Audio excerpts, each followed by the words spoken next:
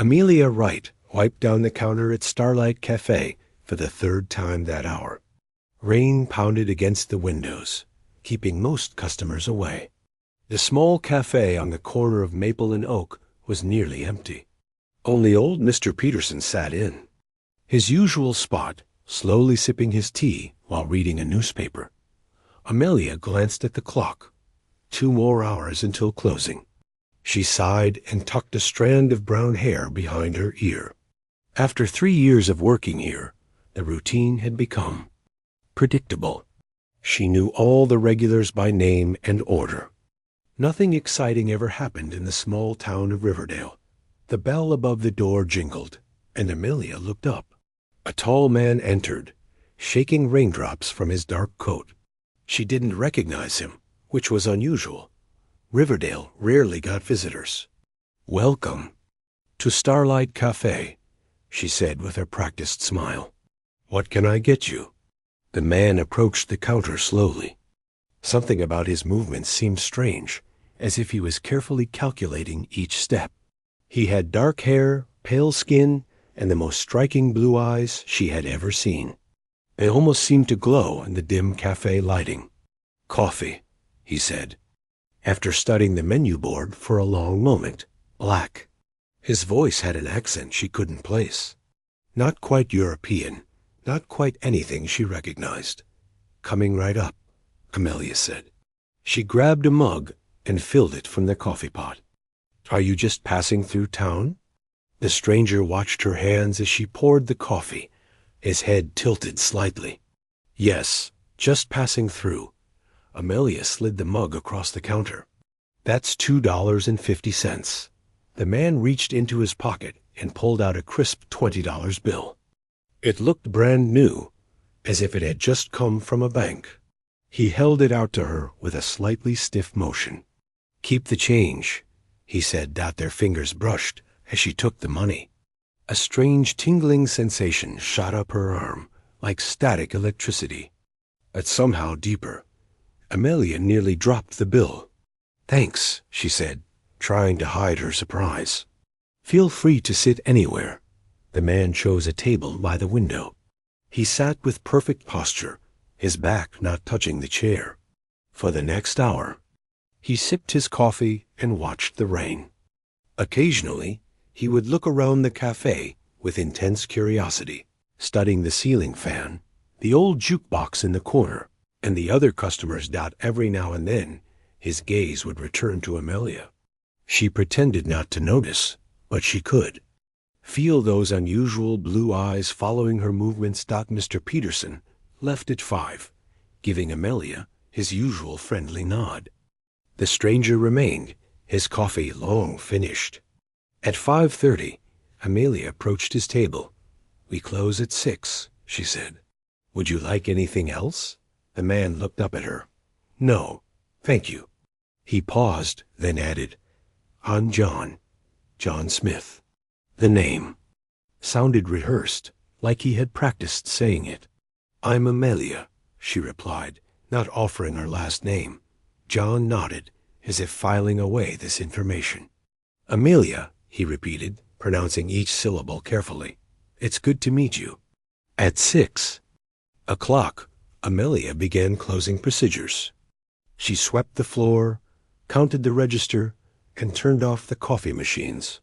John remained at his table, watching the rain that continued to fall. "I need to lock up now," Amelia said, approaching him again. John stood in one fluid motion. "Of course, I apologize." He walked to the door and waited as Amelia gathered her things. She pulled on her raincoat and grabbed her umbrella. When she reached the door, John stepped aside to let her pass. She locked the door behind him, aware of him standing close by. "Do you need directions somewhere?" she asked, opening her umbrella. Most of the town's few hotels were several blocks away. "No," John said. He stood in the rain, seemingly unbothered by the water soaking his hair and clothes. "I need your help." Amelia frowned. "My help? With what?" "I'm not from here," John said. "Simply, You mean you're not from Riverdale? Amelia asked. I figured that much. John's expression remained serious. No, I'm not from here, he repeated, with emphasis that suggested a much broader meaning. A car drove by, its headlights briefly illuminating John's face. In that flash of light, Amelia thought his eyes reflected the light like a cat's would. She took a small step back. Listen, I don't know what you want, but I need to get home, she said. Please, John said, his voice softer now. I don't have much time. There's danger coming. I've been searching for someone to help me, and I believe you're the right person. Danger? What kind of danger? Amelia clutched her umbrella tighter. Was this man crazy? Should she run? I can show you, John said, but not here. He glanced up and down the empty street. May I walk you home? I can explain on the way. Every warning bell in Amelia's head was ringing. Never lead a strange man to your home. But something about John didn't feel threatening, just ... different. And despite her better judgment, she was curious. There's a diner 2 blocks from here, she said. Still open until midnight. You can explain there. John nodded. That's acceptable. They walked in silence for a minute, rain pattering on Amelia's umbrella. John still made no effort to stay dry. So what's this danger you're talking about? Amelia finally asked. John looked at her, his blue eyes seeming to see right through her. Your world is about to change, Amelia. Everything you know, everything you believe about your place in the universe. That sounds dramatic, Amelia said with a nervous laugh. It is dramatic, John replied seriously. In 3 days, a small ship will enter Earth's atmosphere. It's just a scout, but others will follow. They're called the Vex, and they've destroyed 17 worlds already. Amelia stopped walking. Worlds? Ships? What are you talking about? John stopped too, turning to face her. I'm talking about an invasion, Amelia. I'm talking about the end of human civilization as you know it. He held her gaze steadily. Unless we stop it. A car horn honked nearby, making Amelia jump. This was crazy. This man was clearly delusional. She should walk away, call someone, do anything but continue this conversation. Instead, she asked, And who exactly are you, John Smith? John's expression softened slightly. That's a long story. But I suppose we should start with the truth. He looked around to ensure they were alone on the rainy street. I'm not human, Amelia. I came here to warn you. The rain continued to fall around them as Amelia stared at the stranger, wondering if she was losing her mind for even considering his words might be true. Amelia sat across from John in a booth at Pete's all-night diner. The place was nearly empty. A truck driver hunched over a plate of eggs at the counter, and an elderly couple shared pie in the far corner. Rain continued to streak down the windows. You expect me to believe you're an alien? Amelia kept her voice low. She wrapped her hands around her coffee mug, more for comfort than warmth. John nodded. I understand your skepticism. It's reasonable. Reasonable? Amelia laughed nervously. Nothing about this conversation is reasonable. Aliens don't exist. Yet here I am, John said simply. Prove it, Amelia challenged. Show me something that proves you're not human. John glanced around the diner. This isn't the place. Too many witnesses. Convenient, Amelia muttered. She should leave. This man was clearly delusional. But something about his calm certainty made her hesitate. If I wanted to harm you, I could have done so already, John pointed out. Not helping your case, Amelia, said. John leaned forward. 3 days ago, your scientists detected an unusual energy signature near Jupiter. They dismissed it as instrument error.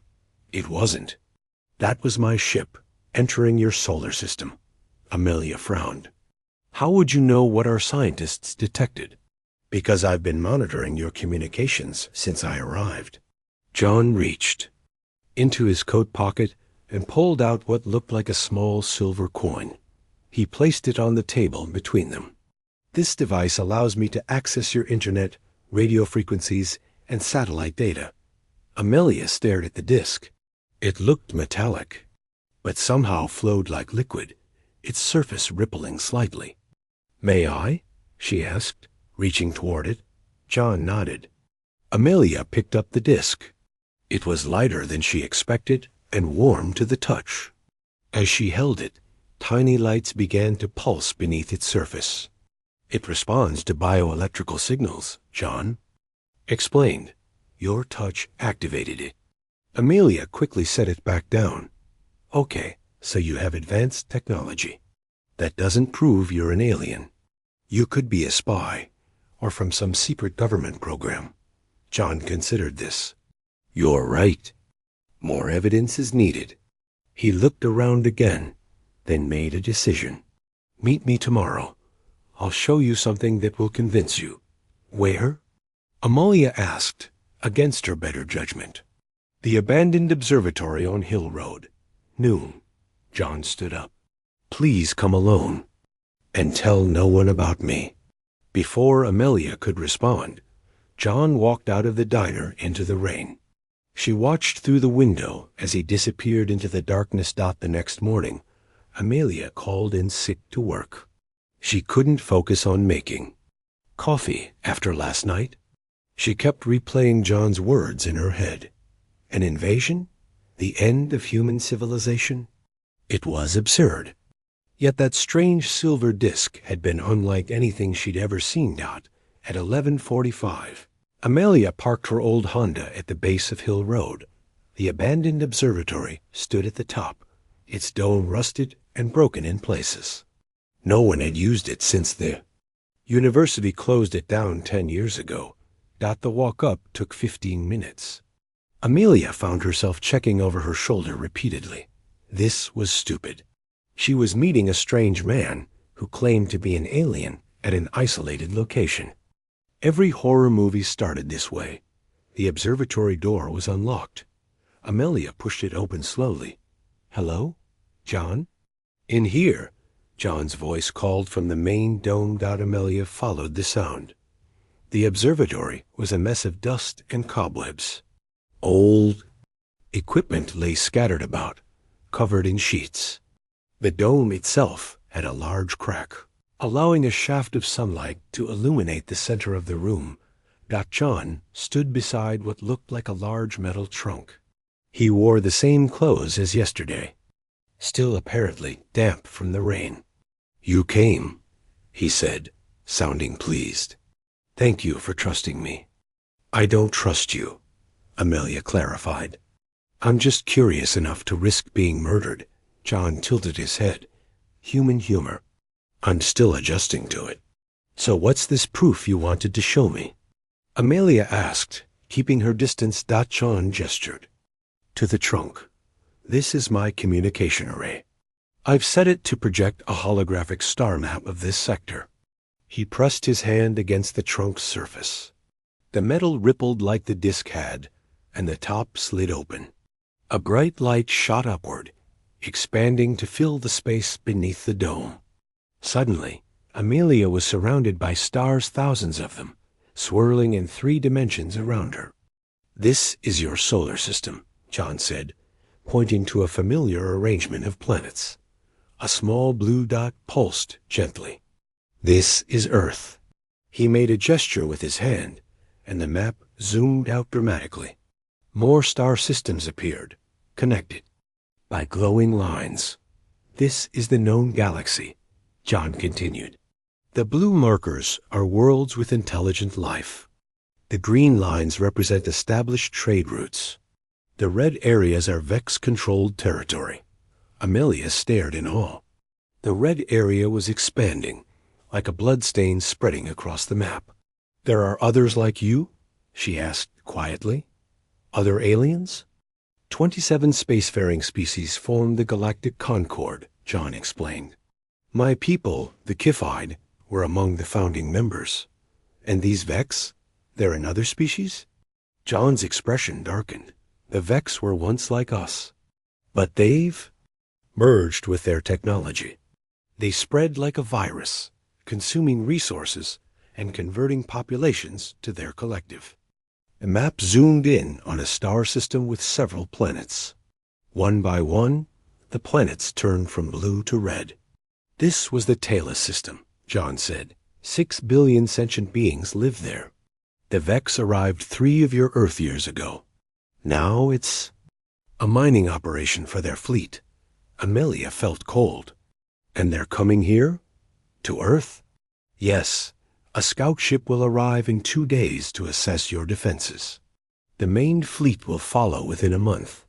John turned to face her. The Concord has voted not to intervene. They believe Earth is too primitive to save. Then why are you here? Amelia asked. Because I disagree with that assessment. John's blue eyes seemed to glow brighter. I've studied your species for years. Humans are adaptable, resourceful, stubborn in ways other species can't comprehend. You don't accept defeat, even when logic says you should. You came to help us? Amelia was trying to process everything. I came to give you a chance, John corrected. I have knowledge and technology that might help Earth prepare. But I need someone to help me navigate human society, to connect me with the right people. And you picked a coffee shop worker for this? Amelia laughed bitterly. I don't exactly have the president's phone number. I chose you because you see details others miss, John said. You noticed I was different immediately. Most humans are too absorbed in their own concerns to truly observe. A star map flickered and disappeared. John closed the trunk. You have until tomorrow to decide, he said. If you choose to help me, meet me at the café at closing time. If not, I'll find someone else. And if I tell someone about you? Amelia asked. Who would believe you? John replied simply. Amelia had no answer for that. She watched as John lifted the heavy trunk with surprising ease and walked past her toward the door. One more thing, she called after him. You said you're not human. What do you really look like? John stopped but didn't turn around. If you agree to help me, I'll show you. But I warn you, the truth can't be unseen. Then he was gone, leaving Amelia alone in the abandoned observatory with a decision that might affect the fate of her entire world. Amelia didn't sleep that night. She sat by her apartment window, watching the stars with new eyes. Were there really other worlds out there with intelligent life? Was an invasion fleet truly heading toward Earth? The idea seemed impossible. Yet, she couldn't forget the star map, floating in 3 dimensions, showing hundreds of inhabited planets. Morning came, and with it, doubt. Maybe John was just an extremely convincing con artist with advanced technology. Maybe this was an elaborate prank. She picked up her phone several times to call the police, but put it down each time. What would she say? That an alien warned her about an invasion? They'd think she was crazy. At work, Amelia moved through her day in a fog. She mixed up orders and dropped a whole tray of muffins. Her manager, Steve, asked if she was feeling okay. Just didn't sleep well, she told him. As closing time approached, Amelia's anxiety grew. What should she do? If John was telling the truth, the entire planet was in danger. If he was lying, well, she'd feel stupid. But at least the world wouldn't be ending. At 6 o'clock, Amelia locked the cafe door and turned around. John stood on the sidewalk, exactly as he had 2 days ago. The rain had stopped, but gray clouds still hung low. In the sky, have you decided? John asked. Amelia took a deep breath. Yes, I'll help you, but I have conditions. John nodded. Name them. First, I want to see what you really look like. Amelia crossed her arms. No more secrets if we're going to work together. Agreed, John said, but not here. Is there somewhere private we can go? 20 minutes later, they were in Amelia's small apartment. She closed all the blinds, as John requested. Are you ready? John asked. He stood in the center of her living room. Amelia sat on her couch, hands gripping the cushions. As ready as I'll ever be. John touched a spot behind his ear. His whole body shimmered, like heat rising from pavement. Then, slowly, his appearance began to change. He grew taller, almost 7 feet now. His skin shifted from pale human tones to a faint blue-gray with subtle patterns that seemed to move beneath the surface. His eyes remained blue, but grew larger, with no whites, just intense sapphire color. His fingers elongated, now with an extra joint in each. His facial features remained somewhat human-like, but sharper, with high cheekbones and a smooth, nearly featureless nose. Amelia stared, her heart racing. This was real. This was actually happening. This is my true form, John said. His voice sounded the same. I am John Seal of the Kifide. John Seal, Amelia repeated, trying to match his pronunciation. Not John Smith. My given name would be difficult for humans to pronounce correctly, he explained. I chose a similar sounding human name. Why do you look sort of human? Amelia asked. I expected tentacles or something. Convergent evolution, John Seal explained. Many intelligent species develop similar body structures. 2 arms, 2 legs, a head with sensory organs. It's an efficient design. He touched behind his ear again, and the human disguise reappeared. The holographic projector is only partly visual. It also creates a tactile field, which is why I feel solid when you touch me. Amelia took a moment to process everything. Okay, my second condition. We need help. I can't be the only human who knows about this. That's risky, John said. Who did you have in mind? My friend Olivia. She works for NASA as a researcher. She studies potential life on other planets. If anyone would believe us and know what to do, it's her. John considered this. Very well, but we must be careful. The Vex may already have agents on Earth. Agents? Like other aliens disguised as humans? Amelia's eyes widened. It's their standard practice before invasion, John explained. They send synthetic infiltrators to gather intelligence and sabotage defenses. How would we know if we met? One?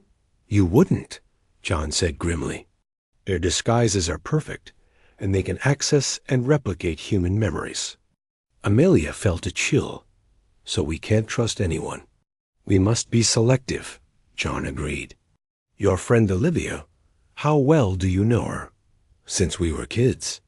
If she's been replaced by an alien, then the real Olivia has been gone for at least 15 years. John nodded. That's unlikely. The Vex only became interested in Earth recently, when your radio signals reached a certain threshold. Amelia picked up her phone. I'll call her now. Olivia Garcia answered on the 3rd ring. Amelia? What's up? Hey, Liv. Are you free tonight? I need to talk to you about something important. Really important. There was a pause. Is everything okay? You sound weird. I'm fine. I just ... I met someone who has information you should hear. About your work? My work? Olivia sounded confused. What do you mean? I can't explain over the phone. Can you come to my apartment? Around 8? Another pause. This is mysterious even for you. But okay, I'll be there. After hanging up, Amelia looked at John. She's coming. What exactly are we going to tell her? The truth, John said simply. But first, we need to prepare. He opened the small case he had brought with him. Inside were several devices Amelia didn't recognize. One looked like a metal sphere the size of a tennis ball. This is a scanner, John explained, holding up the sphere. It can detect Vex technology. If your friend has been compromised, this will alert us. And if she is a Vex agent? Amelia asked nervously. John's expression turned grim. Then we will have a serious problem. The next 2 hours were tense. John set up his equipment around Amelia's apartment. He explained more about the Vex, how they had once been organic beings, but had merged with their machines centuries ago. Now they moved from system to system, stripping planets of resources, and either converting or eliminating the native populations. "Why Earth?" Amelia asked. "We must seem primitive compared to other worlds." "Earth has something rare," John explained. "Your planet has an unusually diverse biosphere with complex organic compounds the Vex find valuable. And humans themselves are interesting to them. Your adaptability, your creativity, these are traits the Vex want to understand and potentially incorporate." At 8 o'clock exactly, there was a knock at the door. Amelia looked at John, who nodded and activated the scanner. It hovered silently in the corner of the room. Amelia opened the door. Olivia stood there, her curly black hair pulled back in her usual ponytail. She wore her NASA jacket and a confused expression. "Okay, what's this all about?" Olivia asked as she entered. Then she spotted John. "Oh, is this about a guy? Did you finally start dating again?" "Not exactly," Amelia said, closing the door. "Olivia, this is John. Well, he's not from around here." Olivia raised an eyebrow. "Okay, nice to meet you. Not from around here, John." John nodded politely. "The pleasure is mine, Dr. Garcia." Olivia frowned. "How did you know I have a doctorate?" Amelia, usually just, introduces me as Olivia. "That's part of what we need to talk about," Amelia said quickly. "Liv, you might want to sit down for this." "You're scaring me a little," Olivia said, but she took a seat on the couch. Amelia took a deep breath.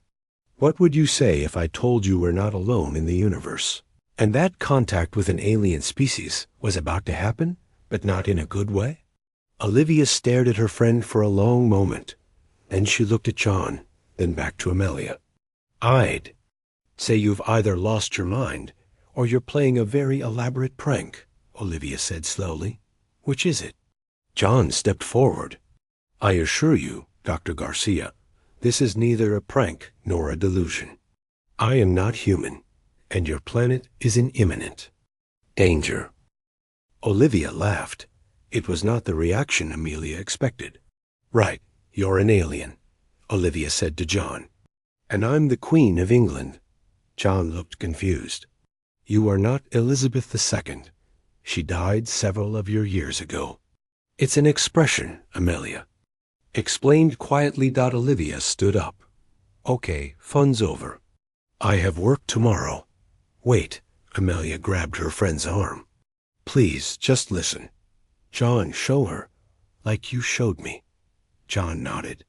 Once again, he touched behind his ear, and his appearance shimmered and changed. The tall, blue-gray Kifide stood in Amelia's living room. Olivia froze. The color drained from her face. That's not possible." "I assure you it is," John said in his real voice, slightly more musical than his human one. Olivia reached out a trembling hand, then pulled it back. "This isn't a trick? Hologram? Costume?" "Touch my arm," John invited. Hesitantly, Olivia reached out again. Her fingers made contact with John's blue-gray skin. She jerked back immediately. It feels like skin, but not human skin. Smoother. And there's a dot of vibration. My species has a mild bioelectric field, John explained. You're sensing that." Olivia sank back onto the couch. "This changes everything. Everything we thought we knew about life in the universe." "We don't have time to process the philosophical implications," Amelia said urgently. "John says a scout ship from another alien race called the Vex is coming. Tomorrow? Tomorrow?" Olivia looked stunned. "Where? How?" "Our satellite network would have detected something entering the solar system. Your technology is primitive compared to Vex cloaking capabilities," John said. He returned to his human appearance. The scout will enter Earth's atmosphere at approximately 400 hours Eastern Standard Time. It will likely target a low population area for initial scanning. Why are they coming here? Olivia asked. John explained about the Vex, their conquests, and their interest in Earth. Olivia listened with growing horror. We need to alert the government, she said when he finished. The military, NASA, everyone. And tell them what? Amelia asked. That aliens are coming? With what proof? They'd lock us up. I have contacts, Olivia insisted. People who would. Listen, we need more than just people who will listen, John said. We need people who can act, and quickly. I know someone else, Amelia said suddenly. My cousin Frank. He's in the Air Force, a pilot. If the Vex are coming from the sky, we need someone who understands air defense. Olivia nodded. Good thinking. Can you call him now? It's better if we meet in person, Amelia said. He lives about an hour from here, on the base. Then we should go immediately, John said. Time is critical. Olivia held up a hand. Wait, before we go any further, I need to understand something. John, you said your people, the Café, know about the Vex. Why aren't they helping us? John's expression darkened. The Galactic Concord, the alliance my people belong to, has a strict non-intervention policy for pre-spaceflight civilizations. Earth is considered too primitive for official contact. So you're here against orders? Olivia asked. Yes, I will likely be exiled for this action, John said simply. But I could not stand by and watch another world fall. Why do you care what happens to Earth? Amelia asked the question that had been bothering her. John was quiet for a moment. I have studied your species for many years. Humans are remarkable. You live such brief lives, yet you create art that lasts centuries. You fight among yourselves constantly, yet you show incredible compassion to strangers. You are violent, yes, but also capable of great love. He looked at both women. The galaxy would be diminished if humans were lost. Amelia felt a lump in her throat. Thank you for believing in us. We should go, Olivia said, checking her watch. It's getting late. They took Olivia's car to the Air Force Base. John sat in the back seat, watching the night landscape pass by. Occasionally, he would check a small device from his pocket, frowning at whatever it showed him. Problem? Amelia asked, noticing his concern. The scout ship has accelerated, John said. It will arrive sooner than I calculated. How much sooner? Olivia asked, gripping the steering wheel tighter. 3 hours from now. That's midnight, Amelia said, checking the car's clock. We need to hurry. At the base gate, they were stopped by security. Amelia called her cousin, who came out to meet them. Frank Allen was tall, with short-cropped hair and a serious expression. He was surprised to see Amelia. This is unexpected, he said. Who are your friends? Can we talk somewhere private? Amelia asked. It's important. Frank looked suspicious, but led them to a small meeting room in one of the administrative buildings. Okay, what's this about? It's late, and I have an early flight tomorrow. That flight might need to be canceled, Olivia said. She quickly introduced herself, explaining her position at NASA. And you are? Frank asked John. I'm the reason they're here, John replied. Over the next 20 minutes, they explained everything to Frank. Unlike Olivia, he didn't laugh or dismiss them. He listened with a soldier's discipline, asking occasional questions. Show him, Amelia said to John when they finished. John revealed his true form. Frank didn't flinch, but his hand moved instinctively toward where a weapon would be if he were in uniform. Stand down, airman, Olivia said quietly. He's on our side. Frank slowly relaxed.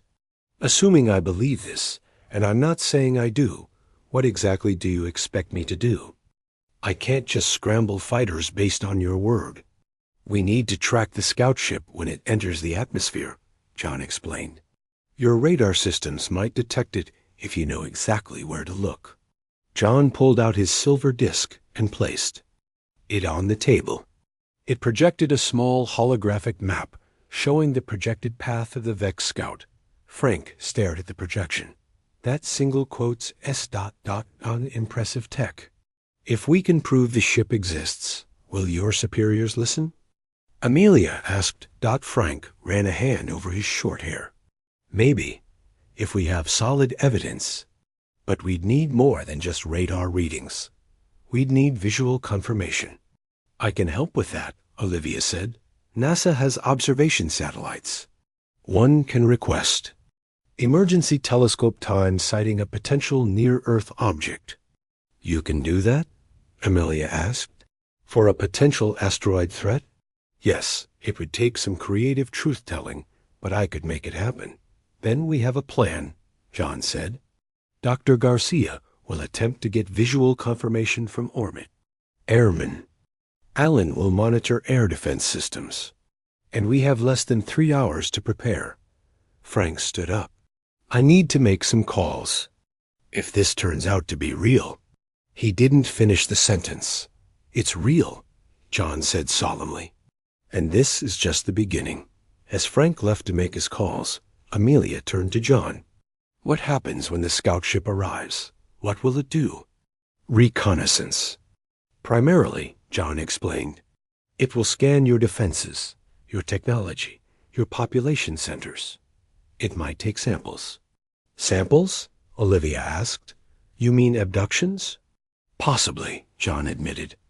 The Vex prefer to understand their opponents thoroughly before launching a full invasion. And after the scout reports back? Amelia asked quietly. John's expression was grim.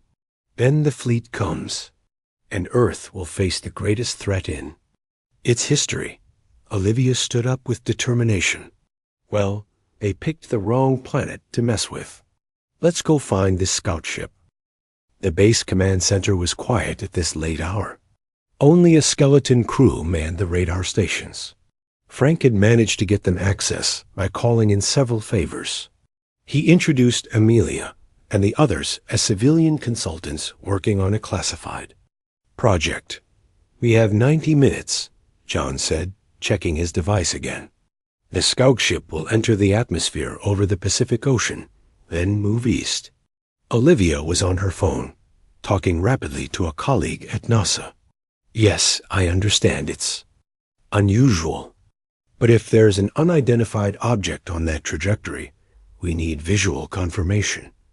She paused, listening. Thank you. Send the images directly to this number. Amelia felt out of place among all this military and scientific expertise. She was just a barista who happened to serve coffee to an alien. Yet somehow, she had become part of humanity's first line of defense against an interstellar threat.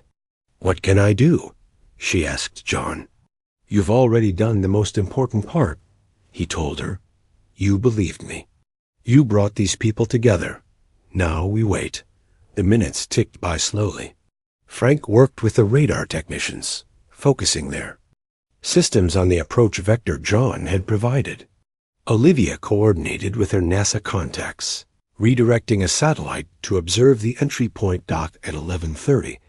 John's device began to pulse with blue light. It's entering the upper atmosphere now, he announced. Any radar contact? One of the technicians shook his head. Nothing yet. If it's using stealth technology more advanced than ours, ... Keep looking, Frank ordered.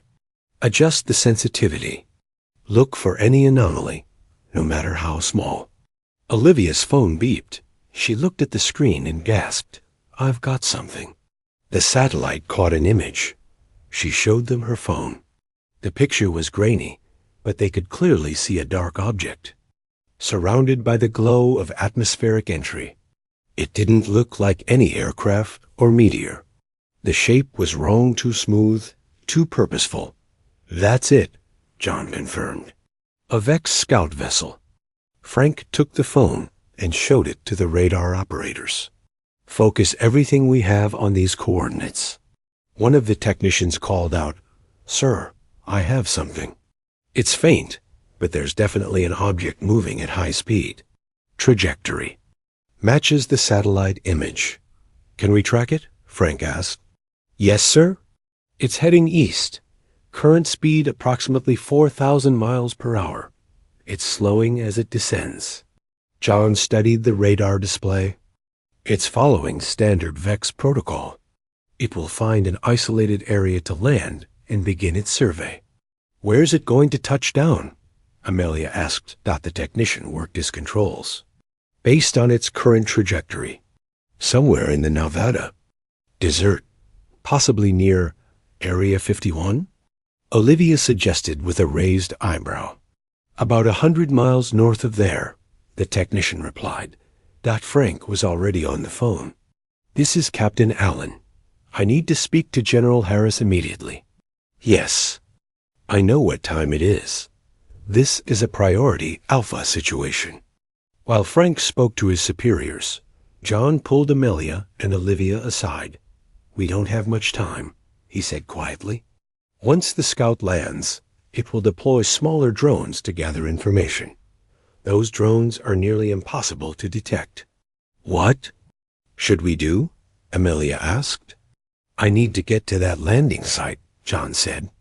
"I have technology that can interfere with their communications. If I can prevent the scout from sending its report back to the VEX fleet, we might buy more time." "You want to go to Nevada? Now?" Olivia looked incredulous. "That's at least a 5-hour drive, probably more." "Your military has aircraft," John pointed out. "Fast ones." Frank rejoined them, looking grim. "General Harris is skeptical, but he's agreed to scramble 2 fighter jets to observe the object. They'll maintain distance and report back." "We need more than observation," John insisted. "We need to get to the landing site." Frank shook his head. "That's not going to happen. The general isn't authorizing any ground teams until we know what we're dealing with. By then it will be too late," John said. "The scout will have already gathered critical intelligence and transmitted it back to the fleet." Frank hesitated. "There might be a way. We have a transport helicopter on standby for emergency medical evacuations. I could requisition it for a training exercise. Would you risk your career for this?" Amelia asked her cousin. Frank looked. At the radar screen, where the blip representing the VEX scout continued its steady progress across the country. "If that thing is what you say it is, we're all at risk. Not just careers, everything." The next hour was a blur of activity. Frank made calls, pulled strings, and called in more favors. Somehow, he got permission for a night training exercise with a Black Hawk helicopter. Amelia, Olivia, and John were listed as civilian observers. As they boarded the helicopter, Amelia felt a wave of unreality. 3 days ago, she had been making lattes and worrying about paying her rent.